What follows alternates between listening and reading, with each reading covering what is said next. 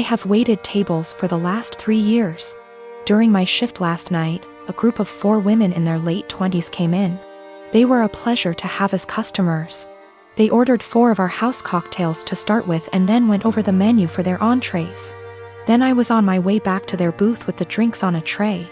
I walked by the back side and overheard one of them talking about how she was 14 weeks along. When I rounded back, they were talking about the same topic and it was clear to me that she was pregnant. I figured her having 1 drink wasn't a big deal. They ordered their entrees and I went off to handle other tables. About 5 minutes later, they called me over again and asked for another round. At this point I started getting concerned, but I took the order and cheerfully said I'd be right back. This time, I went to the bartender and asked him to make one of them a virgin cocktail. He was confused, but since he's a good friend of mine, I told him to just trust me. A few cocktails later, hers strictly virgin, they started getting rowdy, and Mrs. Pregnant Woman was also getting into it.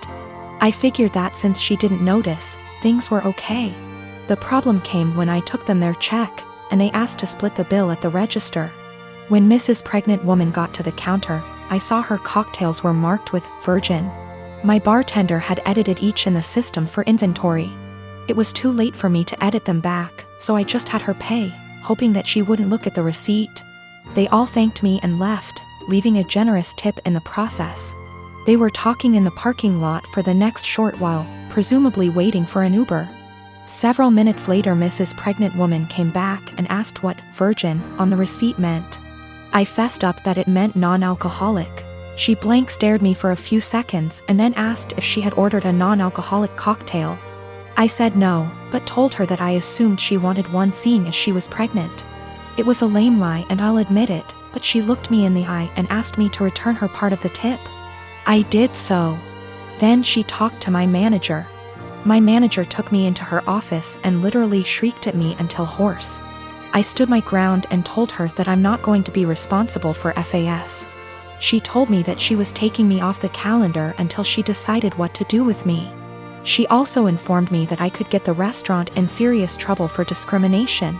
And upon examination of my state's laws, she is correct. But when I talked to my mother and father about it tonight, they told me that they understood my position. The entire staff at the restaurant is against me and I think that I'm going to call in and tell my manager that I quit. But I still feel in the right here. I am a 19-year-old man. On Thursday, a person I had a major crush on in high school, but who rejected me, messaged me out of the blue. She had never contacted me without my contacting her first. And at one point I realized she had me blocked on social media, and so I found it odd that she was suddenly being friendly. After sending a couple of greetings / questions about how I've been, she said that she was going to have some people over and wanted to know if I would get the beer. The drinking age where we are is 19, and she and the people who were going to chill were all 18. The liquor stores in my area all card. I thought it was silly that my being a month older meant I could buy liquor and they couldn't, and so I said I would love to go. She said, "Thanks, I'll pick you up at 7. 7 o'clock rolled around, and she texted me to say she was in front of my house. I went out dressed and ready to chill with some people, and she drove me to the liquor store. When we got there, I asked what beer she wanted me to get, and she told me to get Budweiser. I hid my disappointment as well as I could, but it was her party, so I went in and bought 2 cases of 24. I got back in the car and said, "Let's party," and she was eerily quiet. I noticed that she wasn't driving towards her neighborhood, but rather back towards mine. I thought she had moved or something, but didn't want to press the issue. When she turned down my street, I finally figured it out. She was being purposefully vague about the invitation because she wanted me to get the beer. But she wanted a way out when she told me I wasn't actually invited in the first place. She stopped in front of my house, leaned over, kissed me on the cheek, and said, "Thanks," in her best voice. I deadpanned her and asked when she was going to tell me I wasn't invited. She feigned surprise and said that she never intended to invite me in the first place. I sat in silence for a long awkward minute, picked up the beer, and walked towards my front door. She got out of her car and frantically tried to re-invite me to the party. But I told her that what she did was the most humiliating thing that ever happened to me. I opened my front door, slammed it a bit too hard, and came back to my room. I have a large family. Mostly aunts and female cousins aside from mom, stepmom, stepsister and grandmother. I don't know how to say this, but all those women I mentioned above are into teasing and joking. They've formed a unit, which I admit is kind of toxic. And they'd tease and roast every new woman that enters the family by marriage by setting up tests to see if they deserve to be part of the family, or roast their looks and styles to the point of breaking confidence and self-esteem down. Then after a few months of teasing, they'd announce that they've finally welcomed them into the family. The newest member would join in on the teasing too, which is crazy, as my dad says. When I first introduced my then girlfriend, now wife, I made it clear that I didn't want any of the women in the unit to come at her or harass her, not even with a single word. They went behind my back and roasted her looks and job, and I discovered they've been doing it on Facebook. I had them apologize one by one after they gave the "we're just testing the water to see if she's capable to be part of the family" excuse. They didn't want to apologize, but once I said I wouldn't invite any of the unit unless they apologize, including my mom, everyone immediately apologized and brought gifts for my wife. My wedding was 2 weeks ago. There was talk about the women in the family wanting to pull a prank on my wife by wearing white, and called it the ultimate test to see how my wife react. My brother warned me, so I announced that if any one of them showed up in white, I'd have them kicked out, including mom. They said this wasn't true and they'd never do such thing.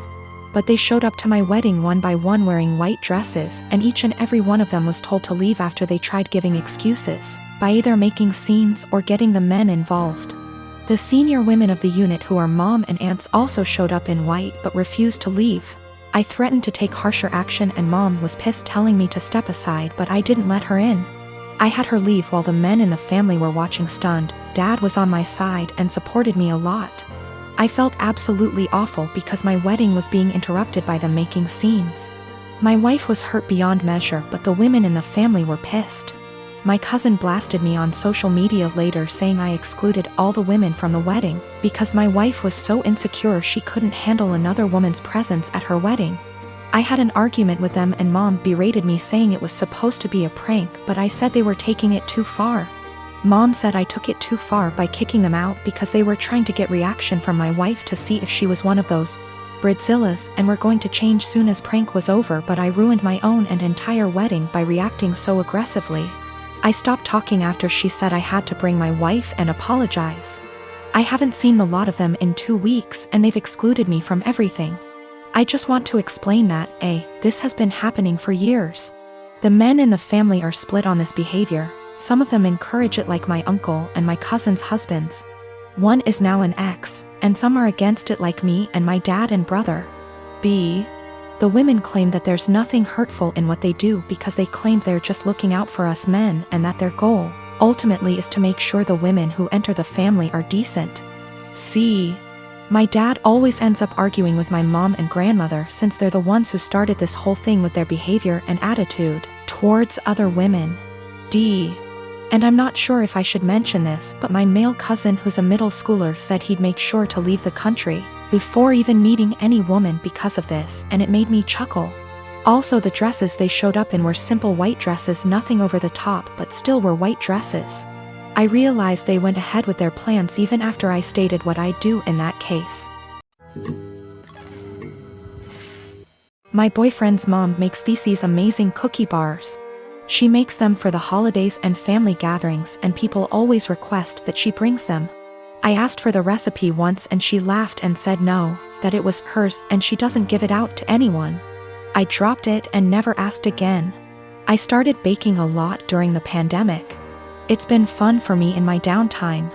I decided with my free time to try to recreate the cookie bars my boyfriend's mom makes. I pulled up recipes that sounded similar from online blogs and started baking and tweaking. It took about 5 recipes and batches, but I finally nailed it down. Her secret recipe ended up essentially being a cookie bar known as a Carmelita. I then decided to make it my own and improve it to my tastes.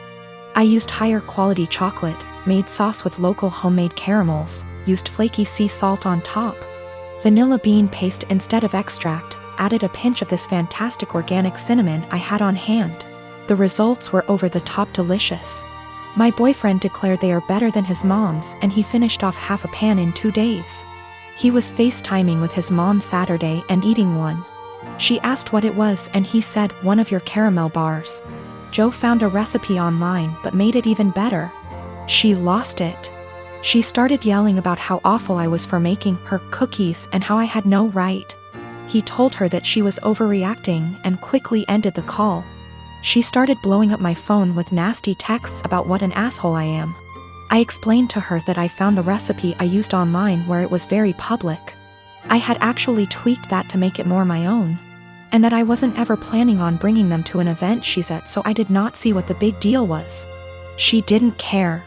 She called me names and told me I was wrong for baking a recipe that I knew was similar to hers. She isn't speaking to me or her son. While I don't think my boyfriend should have made the comment about how I made it even better to his mom, taking that out of the equation, she thinks I'm an asshole for even making them to begin with. I disagree, but from the texts from her and a couple other family members of hers, they think I crossed a line.